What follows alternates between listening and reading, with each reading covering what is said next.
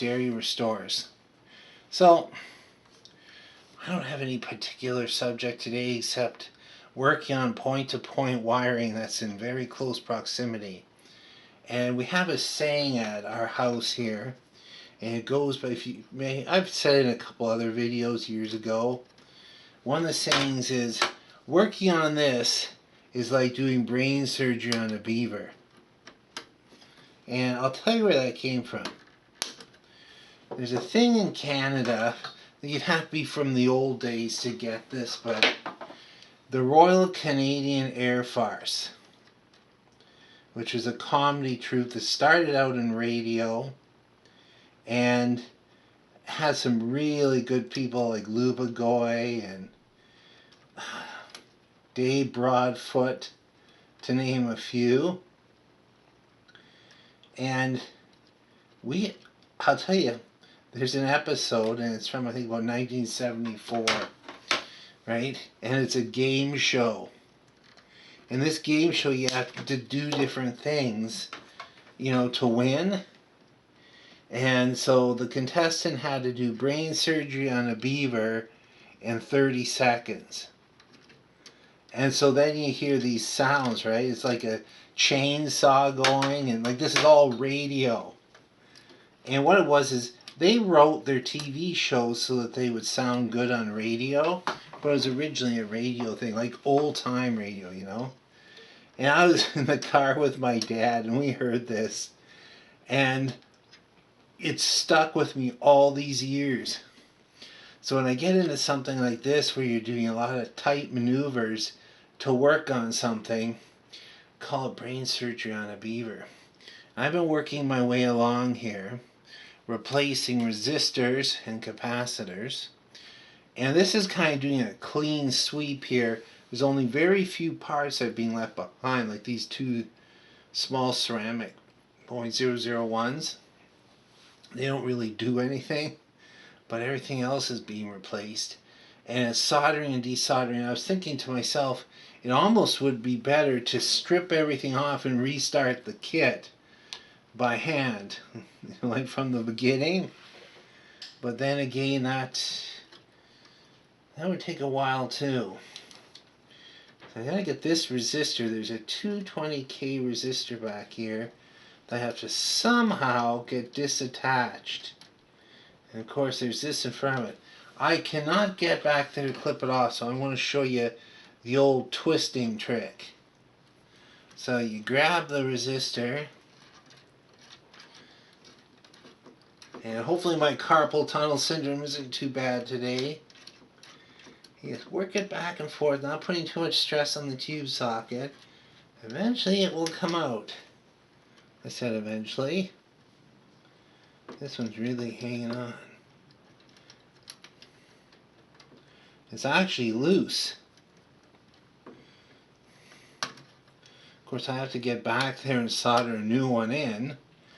The alternative is removing the tube socket. Yikes, I don't think I want to go there. I think I'm going to have to see if this connection will lift out so I can get around it. This is a shielded lead from the output transformer. Aha, luckily you can move that. Just remove that up. There's what we're after right back there.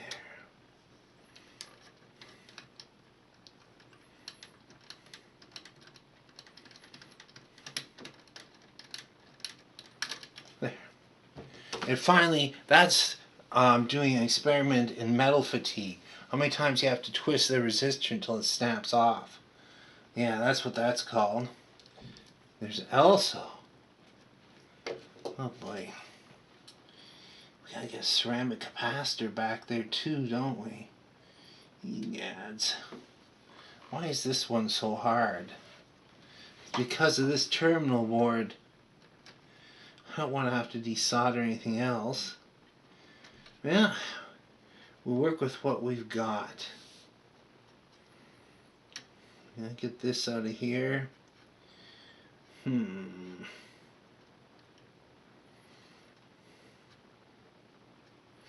Yeah, we can do it.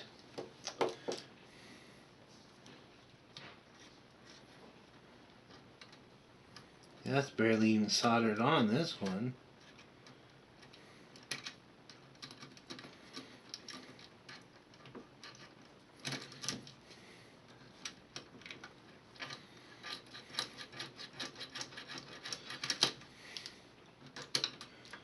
Got it out. I almost need to get a better angle here. Okay, I had to shut the camera off for a few minutes because this was going on and on. But I was able to get, I know it looked like a bit of a wrestling match, replace the disc cap with that .02, which went really easily. Okay, that's the way I want to remember this. It went easily. I only have one thing to put back. This piece of wire here that they used for shielded wire that was way too short. Okay, I'll show you a quick and easy way to replace that. So it's just basically a piece of coax. Well, it was too short, and I don't have any coax ends that aren't RG6, which is a little heavy duty. What I'll do is just take some wire like that, and this is just number 20 hookup wire.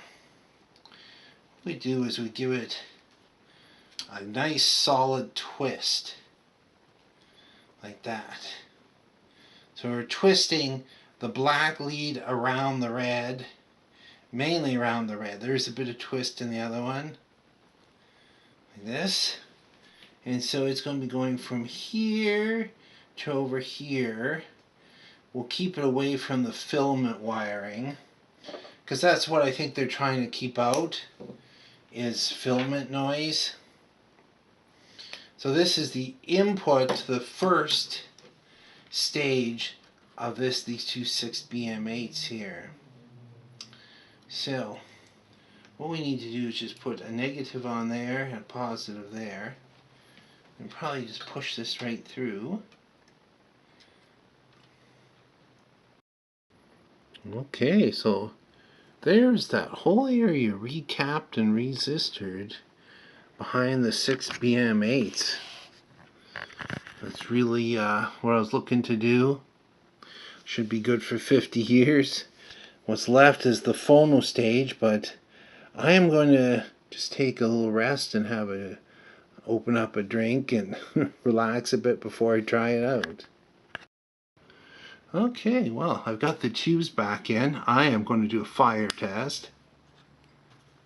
There we go, just through the headphones. I'm running some FM into it, just on the tuner input. That's warming up. These make that tinkling noise when they warm up, the tubes. Well, there we go, there's some audio coming through now.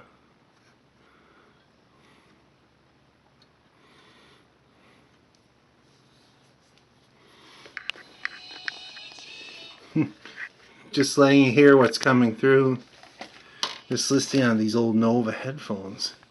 The FM is fantastic through this. It really has a nice chunky bass. So that worked out really well. Let me get the light on. Okay, thanks for watching.